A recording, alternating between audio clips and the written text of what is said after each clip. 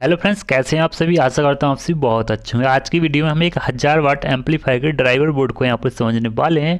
तो इस वीडियो में हमने यहाँ पर काफ़ी सारे पार्टों में इस वीडियो को डिवाइड किया है। सबसे पहले हम इसकी इनपुट स्टेज को समझेंगे, फिर इसके बायसिंग सेक्शन को समझेंगे, फिर इसके जो यहाँ पर जो फर्स्ट ड्राइवर स्टेज लगती है उसे समझेंगे, और फिर हमारे यहाँ पर जो फाइनल ड्राइवर स्टेज लगती है उसे समझेंगे। यानी ये 5-6 पार्ट में हमारी ये वीडियो होगी।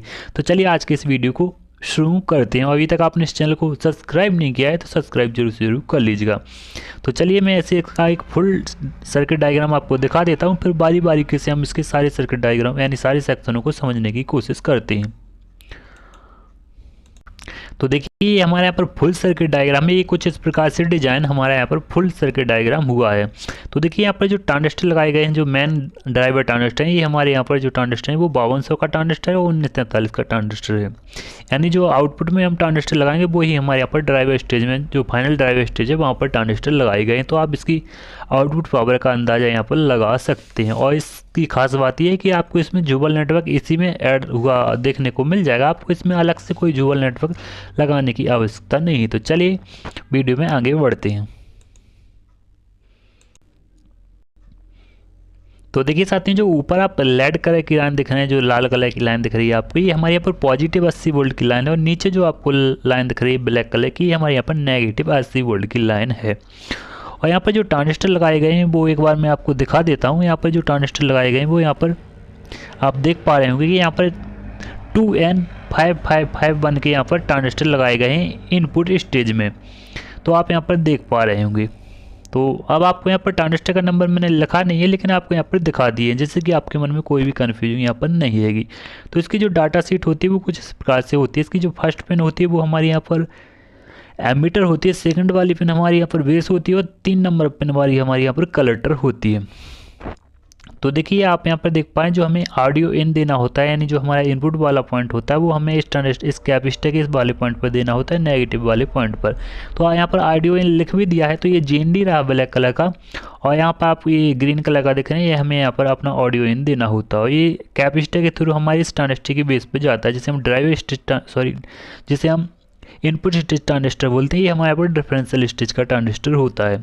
तो देखिए इस ट्रांजिस्टर को वर्क करने के लिए इस पे वोल्टेज होना चाहिए इस ट्रांजिस्टर की बेस पर, और ये एक NPN ट्रांजिस्टर है तो इसकी बेस पर पॉजिटिव वोल्टेज होना चाहिए। तो जैसा कि आप जानते हैं GND में हमें पॉजिटिव और नेगेटिव दोनों देखने को मिलते हैं। तो हम यहाँ पर GND की तरह GND से यहाँ पर एक 47 किलो ओम के रेजिस्टेंस लगा देते हैं, जिससे कि ट्रांजिस्टर कंडक्ट कर सके, वो हमारी जो ऑडियो है उसे बूस्ट कर सके, यानी एम्पलीफाई कर सके। तो देखिए इसका आर्ग्यूमेंट कुछ इस प्रकार से थोड़ा समझ लीजिए। तो देखिए दोनों ट्रांजिस्टर के जो एमीटर हैं आप उसमें जॉइंट किए गए, यानी शॉर्ट किए गए हैं, यानी कॉमन किए गए हैं दोनों ट्रांजिस्टरों के एमीटर पे। यहाँ पर हमने वोल्टेज लाया है 0.7 वोल्ट। आपको यहाँ पर नेगेटिव में 0.7 वोल्ट देखने को मिलेगा। किस प्रकार से देखने को मिलेगा, तो उसके लिए हमने यहाँ पर एक रेगुलेटर सर्किट का अरेंजमेंट किया है।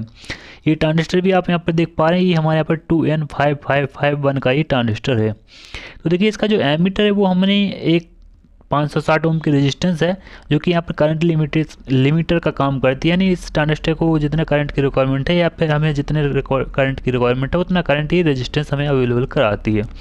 इस रेजिस्टेंस के लगाने से हमारी ट्रांजिस्टर भी सेफ रहती है, क्योंकि यहाँ पर ज़्यादा एम्पीयर फ्लो नहीं होता, केवल जस्ट जितनी रिक्वायरमेंट होती है उतना ही हमारा एम्पीयर फ्लो होता है, जिस कारण से ये ट्रांजिस्टर भी हमारे यहाँ पर सेफ रहती है।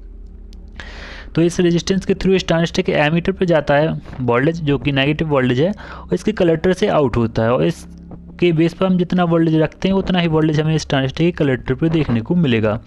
तो यहाँ पर क्या किया गया है कि इस ट्रांजिस्टर के बेस पर 47 किलो ओम की रेजिस्टेंस पैरेलली कनेक्ट करके यहाँ पर GND के साथ कनेक्ट की गई हैं, और यहाँ पर 2 डाइकोडों को सीरीज में लगाया गया है नेगेटिव साइड से। तो इतना अरेंजमेंट करने के बाद आपको यहाँ पर पॉजिटिव में 0.7 या फिर 8 वोल्ट देखने को मिल जाएंगे। उतने ही वोल्टेज आपको इन दोनों ट्रांजिस्टरों के एमीटर पर भी देखने को मिल जाएंगे।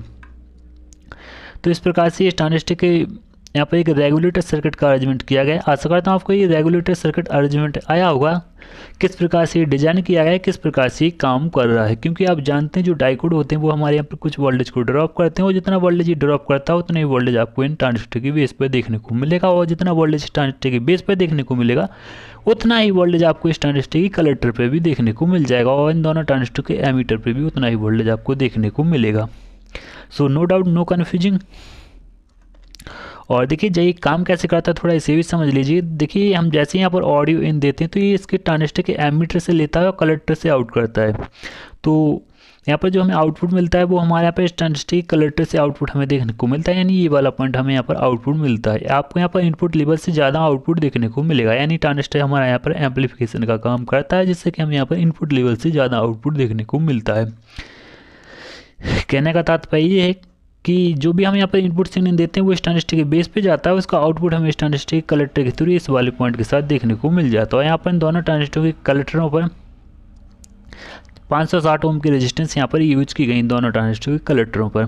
और ये वाला पॉइंट आप देख रहे हैं ये हमारा फीडबैक का पॉइंट है, जो कि मैं वीडियो के लास्ट में समझाऊंगा तो अच्छा होगा, क्योंकि आपको बहुत अच्छे से जब समझ में आएगा कि किस प्रकार से हमारी यहाँ पर फीडबैक कंट्रोल करती है, क्योंकि अभी इसका अरेंजमेंट है नहीं।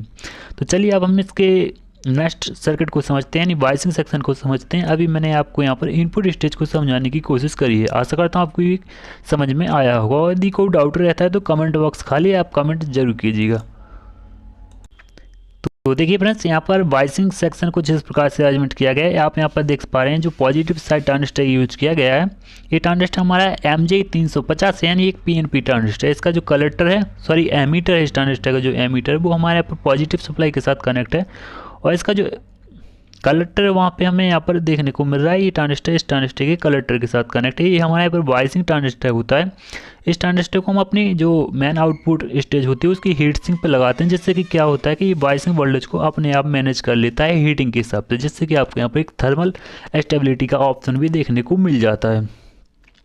तो इसके अरेंजमेंट को हम समझने की कोशिश करते हैं। तो देखिए जो भी हमें यहाँ पर आउटपुट मिल रहा था इस ट्रांजिस्टर के कलेक्टर को, उस ट्रांजिस्टर यानी उस आउटपुट को हमने इस ट्रांजिस्टर के बेस पे दिया है, और इसके कलेक्टर को पॉजिटिव सप्लाई के साथ कनेक्ट किया है। इसके एमीटर से हमें आउटपुट देखने को मिलेगा, सॉरी इसके कलेक्टर से आउटपुट देखने को मिलेगा, और एमीटर को हमने यहाँ पर पॉजिटिव सप्लाई के साथ कनेक्ट किया है। और इस सर्किट को या फिर इस ट्रांजिस्टर को यहाँ पर ऑडियो फ्रिक्वेंसी में रखने के लिए यहाँ पर एक PF का अरेंजमेंट किया गया है, जो कि 100 PF है। आप चाहें तो यहाँ पर 220 PF या फिर 330 PF भी लगा सकते हैं, या फिर 150 PF भी आप यहाँ पर लगा सकते हैं। तो देखिए इस ट्रांजिस्टर से जो आप यहाँ पर देख पा रहे हैं MJ340, इस ट्रांजिस्टर से आपका यहाँ पर वॉइसिंग वोल्टेज डिसाइड होगा कि आपको एम्पलीफायर का वॉइसिंग वोल्टेज कितना रखना है। यहाँ पर थोड़ा डिस्टर्ब हो गया है, यहाँ पर 0.7 वोल्ट वॉइसिंग वोल्टेज आपको यहाँ पर देखने को नहीं मिलेगा, आपको करीब 1 वोल्ट यहाँ पर वॉइसिंग वोल्टेज देखने को मिलेगा। तो मैं नेक्स्ट में यहाँ पर सुधार दूंगा, ऐसे को नो डाउट नो कन्फ्यूजन, मैं थोड़ी देर में आपको यहाँ पर सही और परफेक्ट वोल्टेज यहाँ पर लिख दूंगा। तो देखिए यहाँ पर जो ट्रांजिस्टर दिख रहा है, इसका जो ये वाला पिन होता है, ये वाला हमारे यहाँ पर पिन एमीटर पिन होती है। यहाँ पर एमीटर पर 2 रेजिस्टेंस सीरीज में कनेक्ट हैं। आप यहाँ पर देख पाएँ दोनों रेजिस्टेंस की वैल्यू 3.3 किलो ओम 1 वाट की दोनों रेजिस्टेंस होंगी। और आप देख पाएँ ये रेजिस्टेंस का जो कॉमन पॉइंट है बीच वाला, यहाँ पर एक बूस्ट का कैपेसिटर लगाया गया है। बूस्ट का कैपेसिटर आप जानते हैं क्या काम होता है। बूस्ट के कैपेसिटर का काम हमारा यहाँ पर बायसिंग वोल्टेज को मैनेज, यानी थोड़ा स्ट्रांग या फिर मैनेज करने का काम हमारे यहाँ पर बूस्ट का कैपेसिटर करता है। किस प्रकार से करता है थोड़ा मैं यहाँ पर बताने की कोशिश करता हूँ। तो जो बूस्ट का कैपेसिटर होता है क्या होता है, हमारे बायसिंग जो यहाँ पर मैन पावर वोल्टेज होता है, एक सेकेंड, जो हमारे यहाँ पर आप देख पा रहे हैं जो मेन पावर वोल्टेज होता है, उसे जब हम यहाँ पर फुल आउटपुट सिग्नल देते हैं तो यानी सिग्नल देते हैं तो क्या होता है कि हमारे यहाँ पर मैन पावर वोल्टेज ड्रॉप होता है, जिस कारण से बायसिंग वोल्टेज ड्रॉप होने के यहाँ पर चांसेस रहते हैं। और हमारे यहाँ पर बायसिंग वोल्टेज ड्रॉप होंगे तो साउंड क्वालिटी बिगड़ेगी। तो इसीलिए क्या करते हैं हम कि यहाँ पर एक बूस्ट का कैपेसिटर लगा देते हैं, जो कि आप देख पा रहे हैं कि जैसे ही हमारा एम्पलीफायर यानी फुल वॉल्यूम ओपन करते हैं तो जो स्पीकर वाली लाइन होती है वहाँ पर ज़्यादा वोल्टेज होते हैं। तो ये कैपेसिटर काम क्या करता है कि स्पीकर वाली लाइन से ही इस बायसिंग वोल्टेज को मैनेज कर देता है। तो देखिए इस ट्रांजिस्टर का जो कलेक्टर है वो हमारे इस ट्रांजिस्टर के कलेक्टर के साथ कनेक्ट है इस प्रकार से। वो इसका जो बेस है, इसकी बेस पर हमें बायसिंग वोल्टेज को सेट करना होता है। जितना हम इस ट्रांजिस्टर के बेस पर बायसिंग वोल्टेज को सेट कर देंगे उतना ही हमें यहाँ पर पॉजिटिव में, यहाँ पर नेगेटिव में वोल्टेज देखने को मिलेगा। तो यहाँ पर क्या किया गया कि एक 1 किलो ओम की रेजिस्टेंस इस ट्रांजिस्टर के कलेक्टर के साथ इस ट्रांजिस्टर के बेस पे लगाई गई है, और एक 1 किलो ओम की रेजिस्टेंस इसके ट्रांजिस्टर के एमीटर के साथ यहाँ पर लगाई गई है। आप इस यहाँ पर ध्यान दीजिए, ये रेजिस्टेंस हमारी ऊपर वेरिएबल रेजिस्टेंस है, जो कि मैं थोड़ी देर में सुधार देता हूँ। तो जो भी हमें आउटपुट देखने को मिलेगा वो इस पॉइंट के साथ देखने को मिलेगा, और हमें यहाँ पर इस पॉइंट के साथ आउटपुट देखने को मिलेगा। तो चलिए आगे के सर्किट को भी हम यहाँ पर समझ लेते हैं। तो देखिए अब मैंने इस सर्किट डायग्राम को पूरा कंप्लीट ले लिया है। यहाँ पर किसी भी कंपोनेंट की वैल्यू नहीं लिखी है, समझ लेते हैं, फिर मैं सारे कंपोनेंटों की वैल्यू आपको यहाँ पर दे दूंगा, यानी बता दूंगा, यानी मेंशन कर दूंगा। तो यहाँ पर आप देख पा रहे हैं इस पॉइंट पर आपको 1 वोल्ट बायसिंग वोल्टेज देखने को मिलेगा, इस पॉइंट पर आपको 1 वोल्ट पॉजिटिव में बायसिंग वोल्टेज देखने को मिलेगा। तो देखिए जो हमारे यहाँ पर फर्स्ट ड्राइवर स्टेज है वहाँ पर जो ट्रांजिस्टर यूज किए गए वो 51, 58 और 1941 के ट्रांजिस्टर यूज किए गए हैं। इसके कलेक्टर को पॉजिटिव सप्लाई के साथ कनेक्ट किया गया है, उसके एमीटर को इस जो हमारे यहाँ पर पीएनपी ट्रांजिस्टर है 1941 का, इसके कलेक्टर को भी नेगेटिव सप्लाई के साथ कनेक्ट किया गया है, और जो सिग्नल मिल रहा है वो इस ट्रांजिस्टर की बेसों पर गया है। और इसके एमीटर को एक 100 ओम 1 वाट के रेजिस्टेंस के जरिए फीडबैक वाली लाइन के साथ कनेक्ट किया गया है। और यहाँ पर जुअल नेटवर्क लगा है वो कि 104, और यहाँ पर जो कैप रेजिस्टेंस लगी है वो हमारे यहाँ पर 10 ओम 2 वाट की यहाँ पर रेजिस्टेंस लगाई गई। आप 1 वाट की भी लगा सकते हैं। और देखिए ये पॉइंट आपको यहाँ पर GND देखने को मिल रहा है। आप समझ लेते हैं हमारी जो मेन ड्राइवर स्टेज है वहाँ पर 5200 का ट्रांजिस्टर लगाया गया है। जो 5200 का ट्रांजिस्टर है उसका कलेक्टर हमारी पॉजिटिव सप्लाई के साथ कनेक्ट है।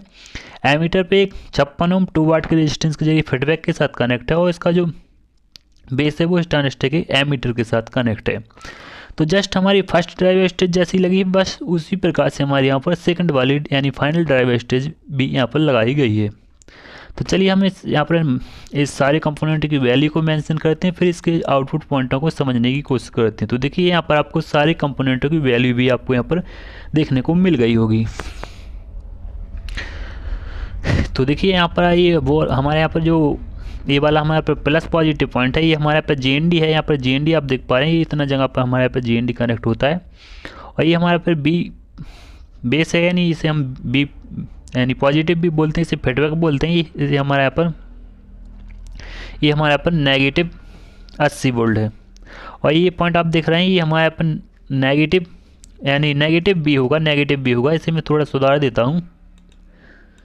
देखिए आप यहाँ पर देख पाए ये हमारे यहाँ पर B नेगेटिव है। तो एक बार इसे समझ लेते हैं किस प्रकार से काम कर रहा है। तो चलिए देखते हैं। तो देखिए मान लीजिए हमने यहाँ पर इनपुट सिग्नल दिया, तो सबसे पहले इस ट्रांजिस्टर पर जाएगा, इस ट्रांजिस्टर के कलेक्टर से आउटपुट मिलेगा, ये ट्रांजिस्टर में जाएगा, ये ट्रांजिस्टर हमारे यहाँ पर और एम्पलीफाई करेगा, और इस एम्पलीफाई करेगा तो ये ट्रांजिस्टर इस ट्रांजिस्टर को ड्राइव करेगा, और ये ट्रांजिस्टर इस ट्रांजिस्टर को ड्राइव करेगा। उसी प्रकार से यहाँ पर बायसिंग वोल्टेज का अरेंजमेंट किया गया है।